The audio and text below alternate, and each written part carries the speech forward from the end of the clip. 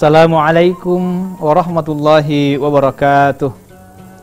Alhamdulillahi rabbil alamin. Allahumma salli ala Sayyidina Muhammadin wa ala ali Sayyidina Muhammad. Hasbunallahu ni'mal wakil, ni'mal maula wa ni'man nasir. La hawla wa la quwata illa billahil aliyyil azim. Rabbi shrah li sadri wa yassir li amri wahlul 'uqdatam min lisani yafqahu qawli. Asbahna wa asbahal mulku lillahi walhamdulillahi wa la ilaha illallah wallahu akbar wa la hawla wa la quwata illa billahil aliyyil azim. Pemirsa TV One yang dirahmati Allah Subhanahu wa taala, alhamdulillah, mudah-mudahan keberkahan pagi ini menyelimuti kita semua dan mudah-mudahan segala aktivitas kita dilancarkan oleh Allah Subhanahu wa taala, dimudahkan segala urusan-urusan kita, diberkahi setiap langkah kita. Pemirsa TV One yang dirahmati Allah Subhanahu wa taala, suatu kenikmatan yang terbesar apabila kita bangun di pagi hari, gak ada alat-alat medis yang melekat dalam tubuh kita, itu sebuah nikmat yang luar biasa. Itu sebuah rezeki yang luar biasa. Ketika kita bangun di pagi hari, tidak ada alat-alat infus yang melekat di tubuh kita, itu sebuah rezeki yang luar biasa. Jadi rezeki itu jangan diartikan hanya materi. Kita punya anak yang saleh, itu rezeki yang luar biasa. Kita punya istri yang salehah, itu rezeki yang luar biasa. Kita punya mertua yang baik, itu rezeki yang luar biasa. Kita punya menantu yang baik, itu rezeki yang luar biasa. Kita punya sahabat-sahabat, kawan-kawan, tetangga yang baik, itu rezeki yang luar biasa. Mudah-mudahan kita semua mendapatkan kebahagiaan, mendapatkan rezeki dari Allah Subhanahu wa taala.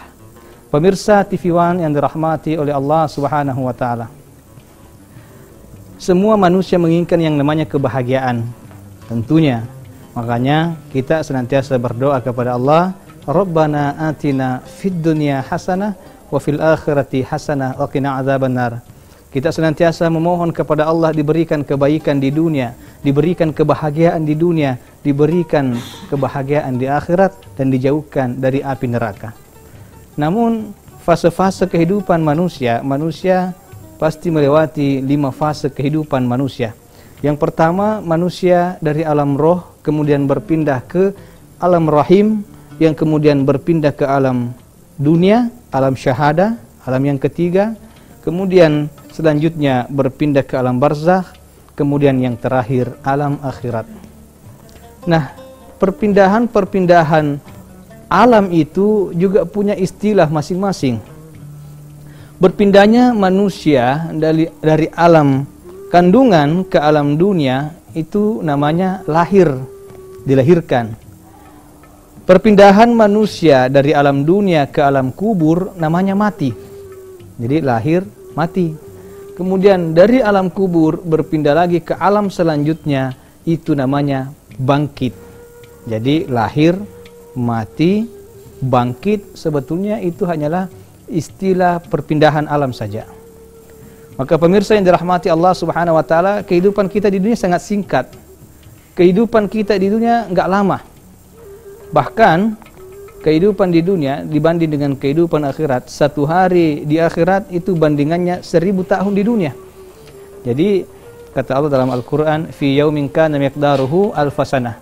1 hari di akhirat sama dengan 1000 tahun menurut perhitungan manusia. Jadi kalaulah umur kita 60 tahun misalnya, kalau kita menggunakan penghitungan akhirat itu kurang lebih 2 jam saja. Jadi kehidupan di dunia sangat singkat, namun singkatnya itulah yang sangat menentukan kehidupan kita selama-lamanya. Oleh karena itu, pemirsa yang dirahmati Allah Subhanahu wa taala, marilah kita bertakwa kepada Allah Subhanahu wa taala, kita maksimalkan ibadah kepada Allah Subhanahu wa taala, jalin silaturahim di antara kita. Mudah-mudahan dengan itu kita diselamatkan oleh Allah Subhanahu wa taala. Akan tetapi an-nasu niyam, manusia itu bagaikan orang yang tidur. Maksudnya gimana? Manusia itu ketika kita berbicara tentang akhirat, maka ia bagaikan orang yang sedang tidur. Pernah nggak lihat orang tidur? Coba kita perhatiin tuh, orang yang tidur, Atau jangan-jangan di situ masih ada yang tidur ya? Coba diperhatiin. Orang yang tidur itu coba dikasih makanan, kasih roti, kasih makanan, kasih uang, kasih emas sekalipun, mereka nggak bahagia. Mereka nggak senang. Kenapa? Karena dia sedang tidur. Coba di sana lihat ada orang tidur. Coba orang tidur itu ancam. Orang yang tidur itu diancam pengen dibunuh, diancam dengan senjata tajam, dia nggak takut, dia nggak gentar. Kenapa? Karena dia sedang tidur. Nah, begitulah perumpamaan sebagian manusia, an-nasu niyam. Manusia itu bagaikan orang yang tidur. Ketika kita berbicara soal akhirat, ketika kita berbicara soal surga, kenikmatan-kenikmatan di surga, mereka tidak senang. Padahal dalam Al-Quran banyak sekali ayat-ayat yang bercerita tentang kenikmatan-kenikmatan surga. Inna lil muttaqina mafaza hadaika wa a'naba wa kawa'iba atraba wa ka'san dihaka la yasma'una fiha wala kidhaba. Di Al-Quran banyak sekali cerita-cerita yang menceritakan, menggambarkan tentang bagaimana nikmatnya itu surga. Akan tetapi sebagian di antara kita ketika kita ceritakan tentang surga, mereka nggak senang, mereka nggak gembira, biasa-biasa aja. Kenapa? Karena ia sedang tidur. Yang tidur bukan mata kepala, melainkan mata batinnya yang tidur, mata hatinya yang tidur. Ketika kemudian diancam dengan ancaman neraka, inna jahannama kanat mirsada lit-taghina ma'aba labithina fiha ahqaba la yadhuquna fiha bardan wala syaraba illa hamiman wa ghassaqa. Kemudian mereka diancam dengan ancaman neraka, bahwa neraka itu ada malaikat-malaikat yang mengintai. Lit-taghina ma'aba, kepada orang-orang yang melampaui batas. Berapa lama mereka di dalamnya? Labithina fiha aqaba, mereka tinggal lama sekali, beratus-ratus tahun. Dan ingat, penghitungannya tadi 1:1000, 1 tahun di sana, 1000 tahun di dunia. Labithina fiha aqaba la yadhuquna fiha bardan wala syaraba, mereka selama di neraka tidak akan merasakan dingin, wala syaraba, dan juga enggak dikasih minum, illa, kecuali. Jadi mereka di neraka udah panas, enggak pernah merasakan dingin sekalipun, terus enggak dikasih minum, illa, kecuali hamiman wa ghassaqa, kecuali air yang mendidih dan juga nanah. Jadi air mendidih dan nanah itulah minumannya orang-orang di neraka. Akan tetapi sebagian di antara kita kalau kita bercerita tentang neraka, mereka enggak takut.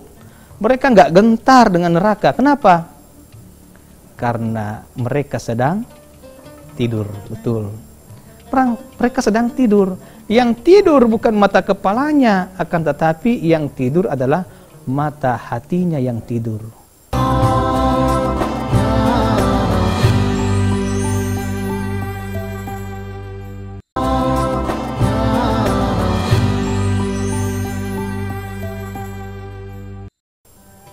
Mereka punya hati, akan tetapi mereka tidak memahami ayat-ayat Allah.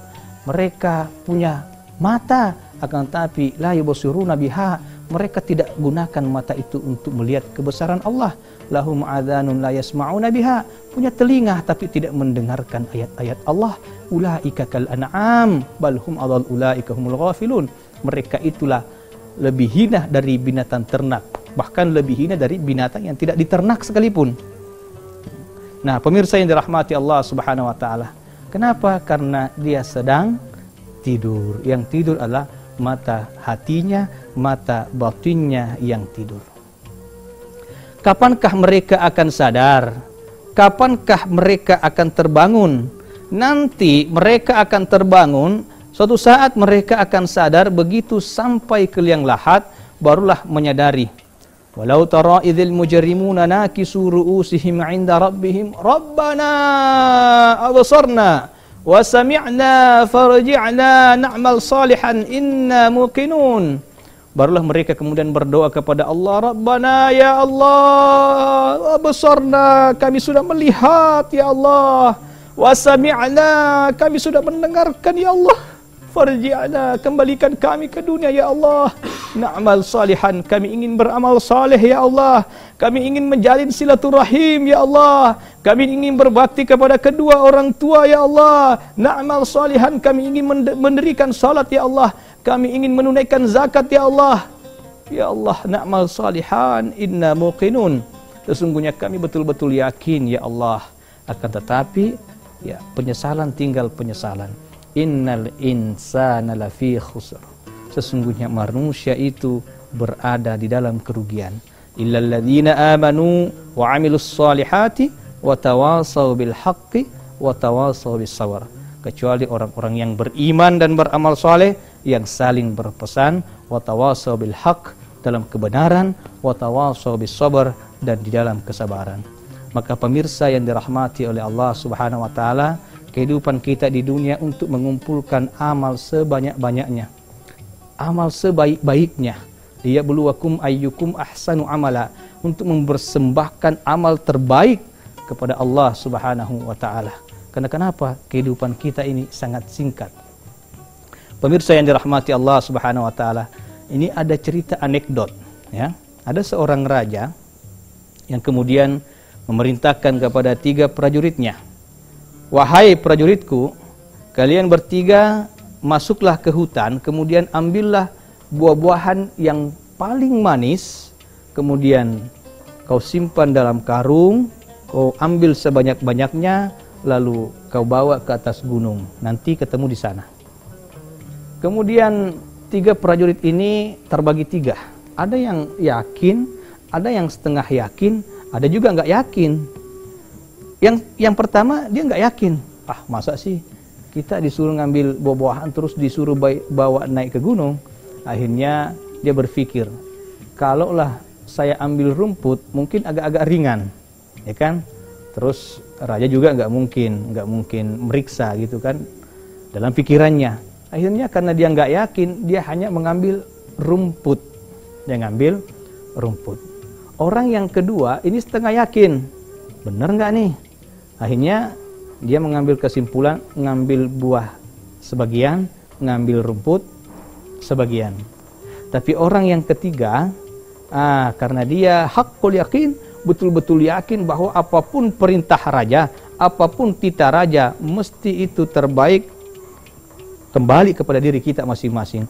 Maka karena dia haqqul yakin, dia betul-betul yakin, maka kemudian dia mengambil buah-buahan yang paling manis, dia mengambil buah-buahan yang paling baik, yang terbaik di dalam hutan.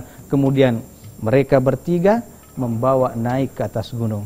Orang yang pertama enteng-enteng aja, karena yang dia bawa rumput, karungnya penuh, tapi yang dia bawa rumput. Orang yang kedua ya setengah berat lah, setengah berat. Orang yang ketiga emang berat sih, karena yang dia bawa adalah buah-buahan yang paling manis, buah-buahan yang paling enak. Kemudian mereka bertiga naiklah mereka ke atas gunung. Kata sang raja, apakah perintahku sudah engkau tunaikan? Mereka bertiga berkata, baik, sudah raja, ini karung-karung kami sudah penuh. Maka sang raja mengatakan, di sana kalian sudah disiapkan masing-masing kamar. 1 orang 1 kamar.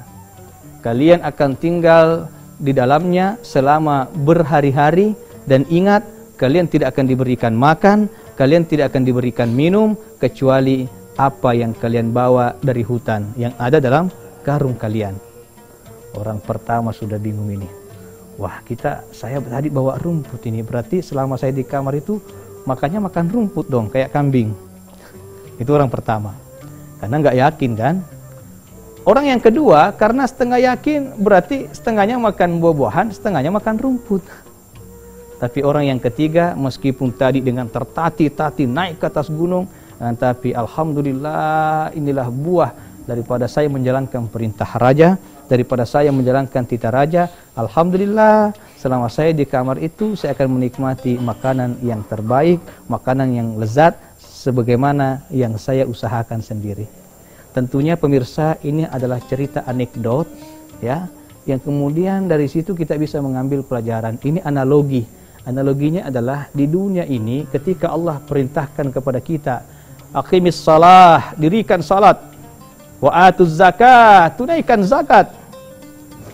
Banyak di antara kita yang setengah yakin, ada di antara kita yang memang nggak yakin, tapi ada juga di antara kita yang betul-betul yakin bahwa ketika Allah memerintahkan kita salat, Allah memerintahkan kita puasa, Allah memerintahkan kita untuk menjalin silaturahim, Allah memerintahkan kita untuk berbuat baik kepada orang, Allah memerintahkan kita untuk saling tolong-menolong, wa ta'awanu 'alal birri wat taqwa wa la ta'awanu 'alal itsmi wal 'udwan. Kita diperintahkan untuk saling tolong-menolong dalam kebaikan. Maka ada orang yang betul-betul yakin dengan perintah Allah, ada juga orang yang setengah yakin, tapi yang paling parah ada orang yang enggak yakin. May ya'mal 'amalan salihan falinafsih wa man asaa fa 'alaiha. Kata Nabi sallallahu alaihi wasallam, siapa yang beramal saleh, siapa yang berbuat baik untuk dirinya sendiri, untuk kebaikannya sendiri. Siapa yang berbuat buruk untuk dirinya sendiri. Siapa yang menanam padi, maka dia akan menuai padi. Siapa yang menanam jagung, maka dia akan menuai padi, jagung. Mustahil kita tanam jagung yang dipanen padi. Maka pemirsa yang dirahmati Allah, siapa yang menanam benih-benih kebaikan, sesungguhnya itu untuk berpulang ke dirinya sendiri. Oleh karena itu, berbuat baiklah karena kebaikan itu akan kembali kepada diri kita masing-masing. Karena sesungguhnya kehidupan dunia ini la'ibun walahun, senda gurau semata, permainan dan senda gurau semata.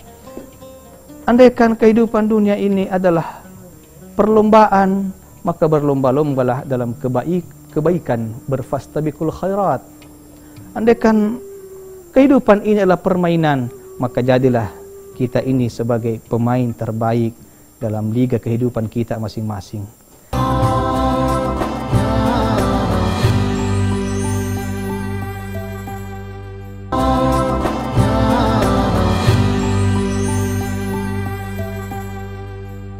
Pemirsa yang dirahmati oleh Allah Subhanahu wa taala, agama kita bukan melarang kita mencari dunia. Oh tidak.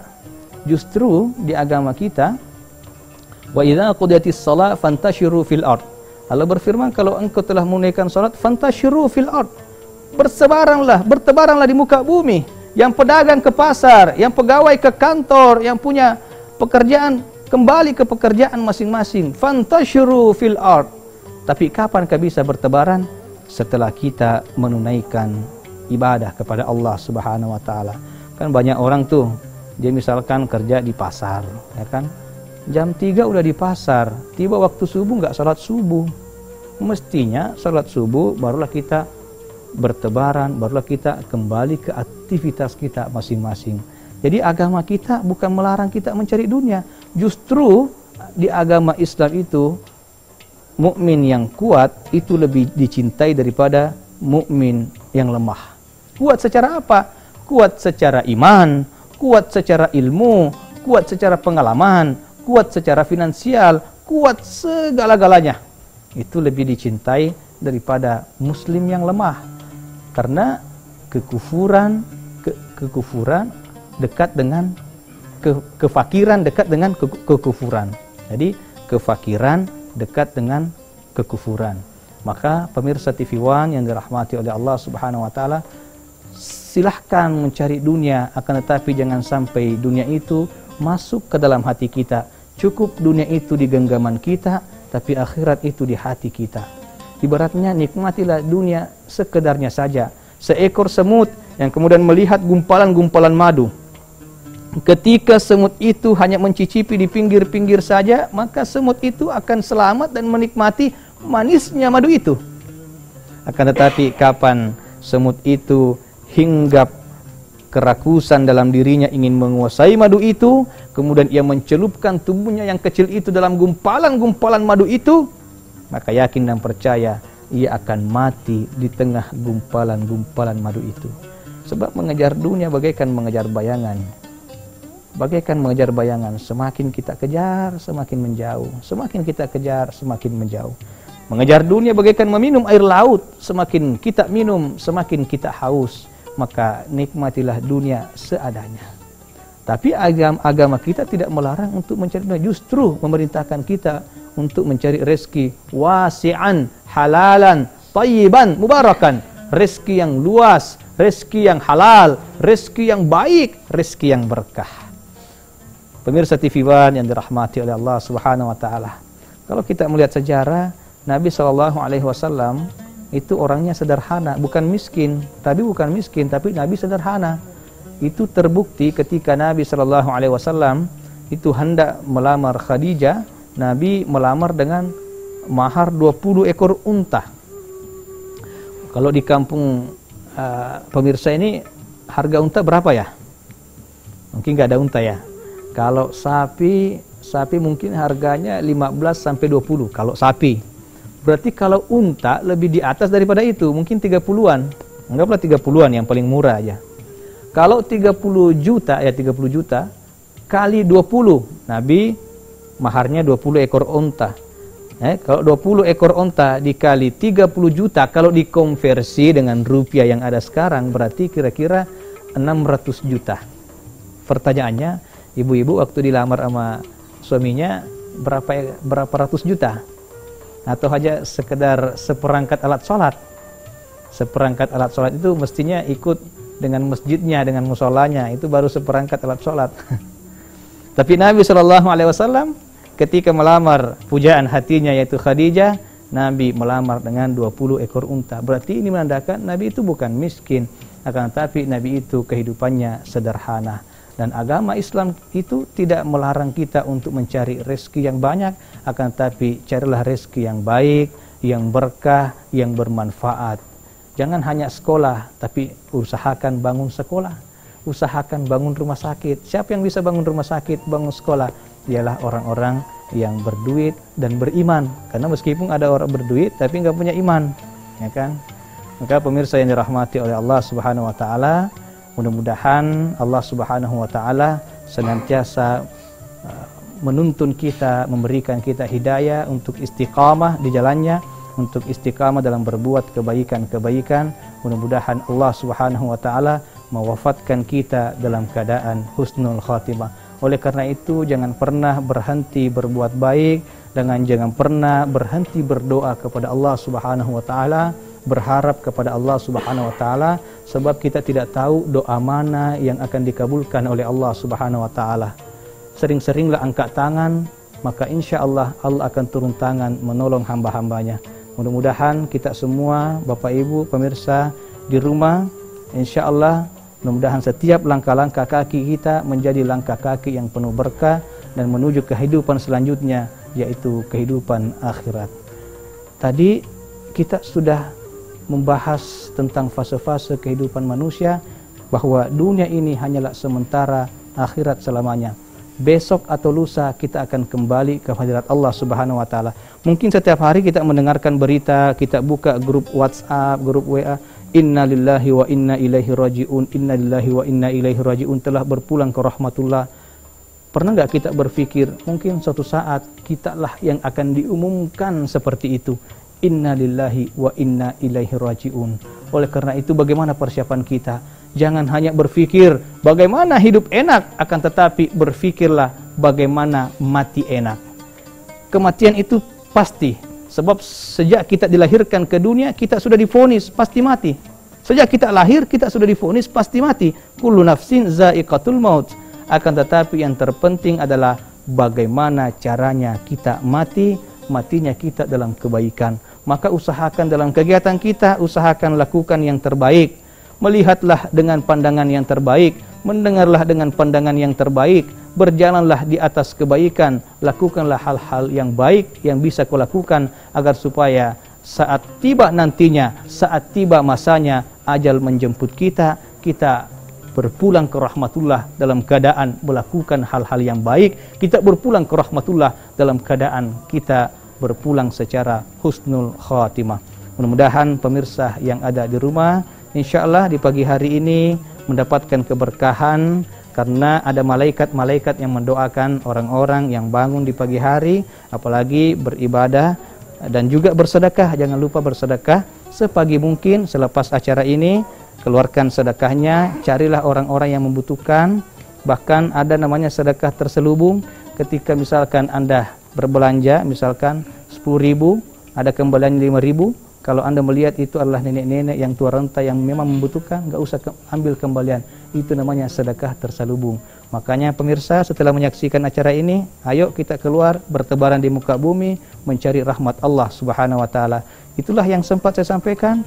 Mudah-mudahan bermanfaat untuk kita semua. Wabillahi taufiq was sa'adah. Wassalamualaikum warahmatullahi wabarakatuh.